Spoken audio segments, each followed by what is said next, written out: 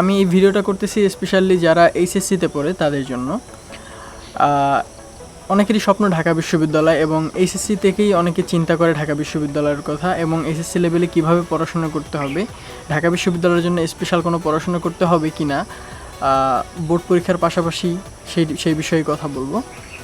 বিশেষ করে আমি এখানে আমার ব্যক্তিগত মতামত বলার চেষ্টা করব। অনেকেই অনেক ধরনের মতামত রয়েছে অনেকের, দেখবা আমার সাথে অনেকের মিলবে না মেলারই কথা। তবে আমি যেভাবে পড়াশোনা করছি এবং আমার যেভাবে মনে হয়েছে অ্যাডমিশন টেস্টে যে এইভাবে আমি এসএসসিতে পড়াশোনা করলে ভালো করতে পারতাম অনেক বেশি এবং যতটা রেজাল্ট অর্জন করতে পেরেছি সেটা আমি কিভাবে পড়াশোনা করে পেরেছি সেটা তোমাদেরকে বলার চেষ্টা করব। যাই হোক, অ্যাডমিশন টেস্টে প্রথমেই আমি বলবো এসএসসি লেভেলে আসলে অ্যাডমিশন টেস্টের জন্য অনেক বেশি প্রেশার নেওয়ার কিছু নেই। অ্যাডমিশন টেস্টের জন্য আমরা এইচএসসি পরীক্ষার পরে যেই সময়টা পাই সেটা এনাফ সময়। তবে যদি এসএসসির আগে কিছু জিনিস আমরা গুছিয়ে রাখি তাহলে আমাদের জন্য ভবিষ্যতে খুবই ভালো হবে।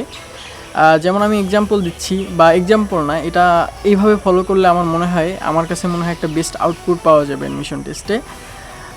মূলত বাংলা এবং ইংলিশ এই দুইটা বিষয় নিয়ে সবার বেশি ভয় থাকে এবং জেনারেল নলেজ যেটা আমাদের এসএসসিতে বেশি একটা থাকে না, অর্থাৎ এটা একেবারে আমাদের এইচএসসির পরেই আমাদেরকে এটা পড়তে হয়। তাই আমি বাংলা এবং ইংলিশটা আগে প্রথমে বলি। প্রথমত বাংলার জন্য সবাই জানে মেইন বুক এবং গ্রামার পার্ট থেকে প্রশ্ন হয়, এবং ইংলিশের জন্য মেইন বুক এবং গ্রামার পার্ট থেকে প্রশ্ন হয়। এখন আমি সর্বপ্রথম এটা বলবো যে এইচএসসিতে অনেকেই গুরুত্ব দেয় না মেইন বুকের প্রতি।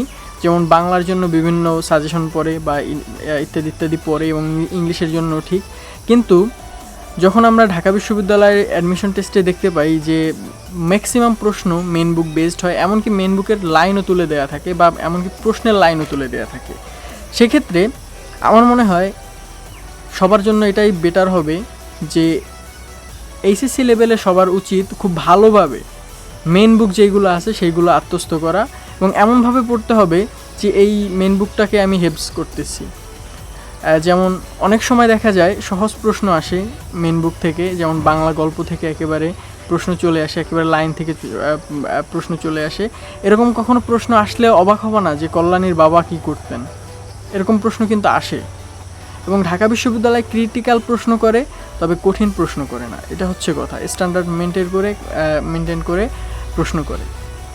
এবং ইংলিশের জন্য যে গ্রামার পার্ট আছে, গ্রামার এইচএসসি লেভেলে খুবই কম, অনেক বেশি টপিক সব কিছুই আছে। এখন শর্ট সিলেবাস এর জন্য কিছুটা কম আছে, তবে এর বাহিরে কিছু জিনিস যদি এক্সট্রা পড়ে রাখে, যেমন সেটা হচ্ছে গ্রামার বেসড না, যেমন হচ্ছে ইডিয়াম ফ্রেজ, এরপরে অনওয়ার্ড সাবস্টিটিউশন, যদি এটা ঢাকা বিশ্ববিদ্যালয়ে কম আসে অন্য বিশ্ববিদ্যালয়ের জন্য, এরকম যে জিনিসপত্রগুলো আছে সেইগুলো আবার বাংলার জন্য যেমন হচ্ছে তোমার বাগধারা, এরপরে এক কথায় প্রকাশ বা এই টাইপের পড়া যেগুলো আছে এইগুলো পড়ে রাখা খুব ভালো।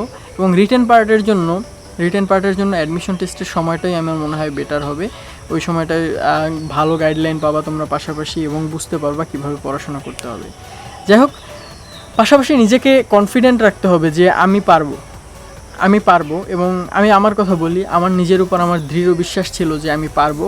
এবং সেক্ষেত্রে আমি আলহামদুলিল্লাহ আমি 3টা বিশ্ববিদ্যালয়ে পরীক্ষা দিয়েছিলাম, জাহাঙ্গীরনগর, জগন্নাথ এবং ঢাকা বিশ্ববিদ্যালয়।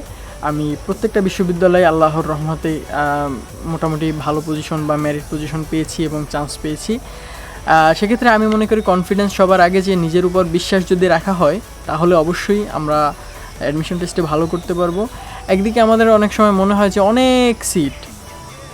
অনেক কম সিট এবং অনেক পরীক্ষার্থী, কিন্তু আসলে এটা কোনো ম্যাটার করে না। যদি আমার চিন্তা করতে হবে অনেক সিট থাকুক সেটা সমস্যা না, আমি একটা মার্কেট টার্গেট রাখবো, যেটা আমি একটা মার্কেট টার্গেট রাখবো। কথার কথা যে সবসময় দেখা যায় যে 60%-এর উপরে পেলে সেক্ষেত্রে চান্স হয়। তো আমি একটা টার্গেট রাখবো যে আমি 70 মার্ক উঠাবো বা আমি 75 মার্ক উঠাবো বা 80 মার্ক উঠাবো। আমি এই টার্গেটটা ফলো করে যদি আমি পরীক্ষার জন্য প্রস্তুতি নিতে পারি এবং বিভিন্ন মডেল টেস্টের মাধ্যমে আমি যদি দেখতে পাই যে আমি খুব ভালো করতেছি, তাহলে অবশ্যই সেক্ষেত্রে আমি ভালো করা যায় এবং আমি এরকমই ফলো করছি। এটা আমার ক্ষেত্রে আমি দেখছি যে এটা কার্যকর।